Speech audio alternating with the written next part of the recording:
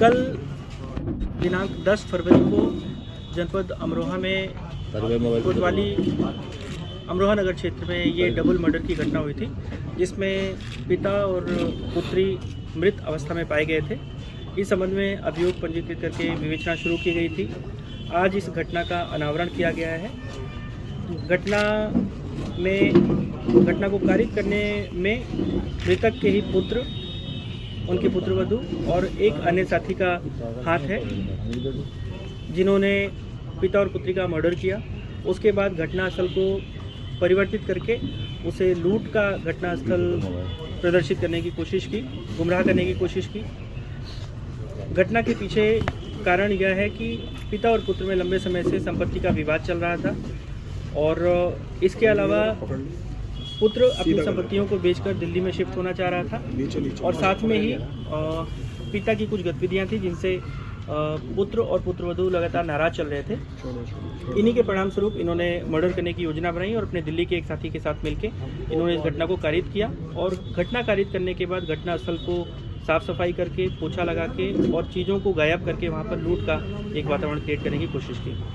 आला कत्ल बरामद हो चुका है और आरोपियों को गिरफ्तार करके आज जेल भेजा जा रहा है। घटना किस वक्त हुई है, किस तरीके से घटना को अंजाम दिया?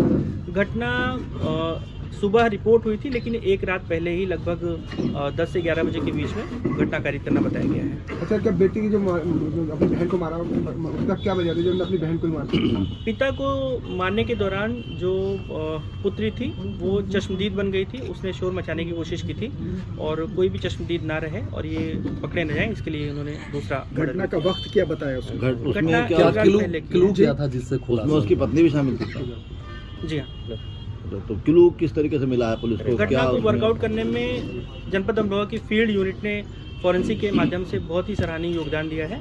घटनास्थल के पास से कुछ खून के धब्बे मिले थे, जो कुछ अन्य वस्तुओं पर भी मिले थे। ये वस्तुएं मृतक के पुत्र और पुत्रवधू द्वारा इस्तेमाल की जाती थी। इनका परीक्षण किया गया। परीक्षण के बाद इनको कनेक्ट करके इनसे पूछताछ की गई। उसके बाद इस घटना का कोई जो दोस्त है उसने कोई पैसे किया था? इस घटना को कारित करने के लिए मृतक के पुत्र ने अपने एक साथी का सहयोग लिया था और उसको पैसे देके इस घटना में शामिल किया। हत्या के बाद कोई पार्टी की इन्होंने वहाँ पर अपने घर? नहीं, ऐसा नहीं है। घटना कारित करने के बाद यही बताया कि उन्होंने घटनास्थल को साफ सफाई किया, साफ सफाई करके उसे फिर तितर बितर किया, जिससे लूट का एक वातावरण क्रिएट हो। वॉशिंग मशीन का भी जिक्र किया, क्या वो फोन के कपड़े उसमें धोए गए?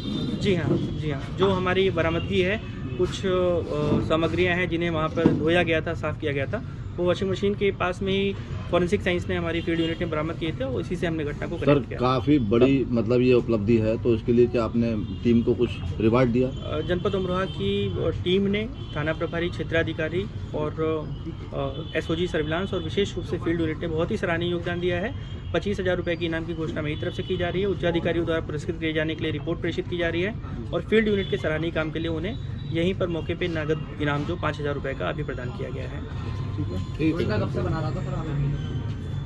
योजना पूछने पर बताया गया है कि लगभग 1 महीने से ये सोच रहे थे और 1 हफ्ते पहले इन्होंने पूरी तरह से मन बना लिया कि अब हम किसी दिन इसको करना है और जैसे ही अपने साथी के साथ में इन्होंने समन्वय स्थापित किया, घटना को कारित कर दिया। ठीक।